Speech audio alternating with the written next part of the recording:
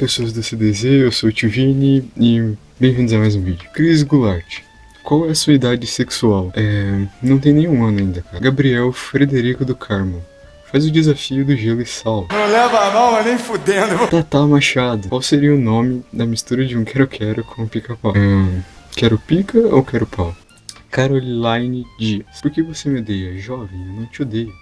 Joyce Souza, por que você não quer ser meu amigo? Você não me chamou no chat, como é que eu vou ser seu amigo? Caroline Dias, por que você me dá vácuo? Você falou comigo? Gabi Werneck, por que você é lindo? Eu não sou lindo. Suliane França, o que você acha de mim?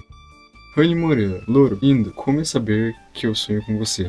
É da hora, mas é um pouco bizarro, porque vai que você sonha que você tá me matando ou coisa do gênero. Como é ser crush de todos da CDZ? Eu não sou crush nem da minha namorada, se duvidar. Imagina da CDZ. Louro, como é seu louro? Beijo pra Rani que ela pediu. E por último, André Ribeiro. Por que você é ADM? Porque há um tempo atrás eu era bem ativo e a Lu achou que eu merecia o cargo. E ganhei ADM. Então é isso, esse foi o vídeo respondendo as perguntas. Ele foi bem curtinho, porque, não teve muitas perguntas e faz muito tempo que eu não faço isso. Então é isso, até a próxima, valeu e fui.